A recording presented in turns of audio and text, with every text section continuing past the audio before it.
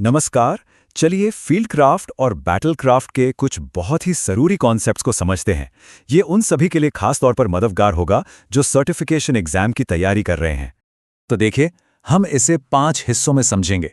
शुरुआत करेंगे कमांड्स और कंट्रोल से, फिर स्ट्रैटेजी, एक्शन, ऑपरेशंस और आखिर में सिक्योरिटी पर बात करेंगे।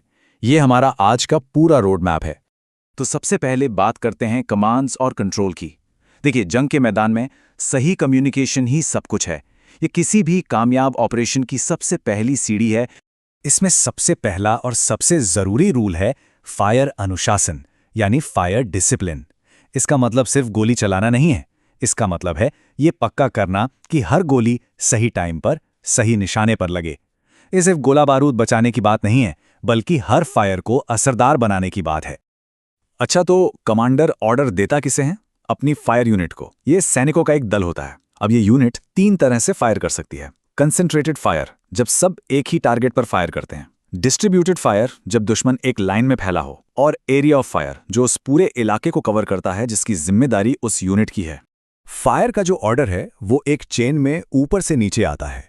सबसे ऊपर से आता है प्लान ऑर्डर, फिर यूनिट कमांडर तक ये एक डायरेक्शन ऑर्डर बनकर पहुंचता है, और आखिर में कमांडर अपने जवानों को सीधा कंट्रोल ऑर्डर देता है फायर करने के लिए।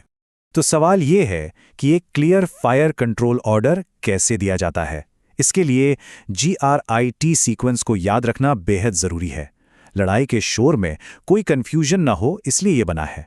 G मतलब ग्रुप, यानी कौन सी यूनिट फायर करेगी। R है रेंज, यानी टारगेट कितनी दूर है। I से इंडिकेशन, मतलब टारगेट की पहचान क्या है। और T यानी टाइप ऑफ फायर, किस तरह का फायर करना है। अब ये फायर कंट्रोल ऑर्डर भी सिचुएशन के हिसाब से अलग अलग होते हैं। जैसे तैयारी का ऑर्डर तब दिया जाता है जब दुश्मन के आने का अंदाजा हो। जब दुश्मन रेंज में आ जाए तब दिया जाता है पूरा ऑर्डर। कोई छिपा हुआ टारगेट हो तो मौके का ऑर्डर, और अचानक कोई टारगेट दिखे तो उसके लिए होता है सूक्ष्म ऑर्डर। चलिए अब आगे बढ़ते हैं, देखते हैं कि प्लान कैसे बनते हैं, और उससे भी जरूरी, जवान बिना सोचे समझे एक्शन लेने के लिए कैसे ट्रेन किए जाते हैं। यहां पे ना 2 बहुत जरूरी बातें हैं, बैटल प्रोसीजर और बैटल ड्रिल। बैटल प्रोसीजर है सोचने वाला हिस्सा, मतलब प्लान बनाना, और बैटल ड्रिल है रिएक्ट करने वाला हिस्सा, यानी प्रैक्टिस के आधार पर तुरंत एक्शन लेना। सीधी सी बात है, अच्छे प्लान के बिना ड्रिल किसी काम की नहीं, और ड्रिल के बिना प्लान अधूरा है। किसी भी ड्रिल को करने के लिए यूनिट को 4 ग्रुप्स में बांटा जाता है। R ग्रुप यानी रेकी ग्रुप, जो रेकी करता है। O ग्रुप यानी ऑर्डर ग्रुप, जिसमें कमांडर्स होते हैं। F ग्रुप यानी फाइटिंग ग्रुप, जो असल में लड़ता है। और T ग्रुप, जो ट्रांसपोर्ट का काम संभालता है। ठीक है, तो अब देखते हैं कि ये सारे नियम कानून सबसे छोटी यूनिट यानी सेक्शन लेवल पर कैसे काम करते हैं। एक सेक्शन बैटल ड्रिल के 4 स्टेज होते हैं।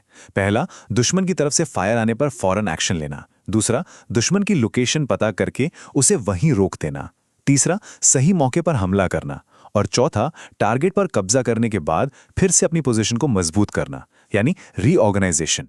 अब हम सिर्फ दुश्मन पर रिएक्ट करने से आगे बढ़कर खुद मिशन पर जाने की बात करेंगे, जैसे कि पेट्रोलिंग और एम्बुश। पेट्रोल का मिशन बड़ा दिलचस्प है। एक तरफ तो दुश्मन की जानकारी निकालनी है, और दूसरी तरफ यह भी ध्यान रखना है कि दुश्मन को हमारी कोई जानकारी ना मिले। मतलब देखना भी है और छिपना भी है। पेट्रोल भी 2 तरह के होते हैं। एक है रेकी पेट्रोल, जिसका काम है चुपचाप जानकारी लाना और लड़ाई से बचना। दूसरी है प्रोटेक्टिव पेट्रोल, जो लड़कर जानकारी हासिल करती है और दुश्मन को इलाके से दूर रखती है। अब आते हैं एम्बुश पर, यानी घात लगाना। इसकी सबसे बड़ी ताकत है सरप्राइज। ये एक छिपी हुई पोजीशन से दुश्मन पर अचानक किया गया हमला है, जो उसे संभलने का मौका ही नहीं देता। एम्बुश भी 2 तरह का हो सकता है। एक होता है अपॉर्चुनिटी एम्बुश, जो बिना किसी प्लान के मौके पर ही कर दिया जाता है। और दूसरा है डिलिबरेट एम्बुश, जो पूरी प्लानिंग के साथ एक तय जगह पर किया गया ऑपरेशन होता है। और अब आखिर में बात करते हैं डिफेंस, सिक्योरिटी और दुश्मन के सरप्राइज अटैक से बचने के तरीकों की। डिफेंस का मतलब सिर्फ इंतजार करना नहीं होता। इसका असली मकसद है अपने जवानों और हथियारों को जमीन का फायदा उठाते हुए इस तरह पोजीशन करना कि दुश्मन का हमला पूरी तरह नाकाम हो जाए। संतरी किसी भी यूनिट की आंखें और कान होता है। वो डिफेंस की पहली लाइन है, जो बाकी टुकड़ी को सुरक्षा देता है और किसी भी खतरे की पहली खबर देता है।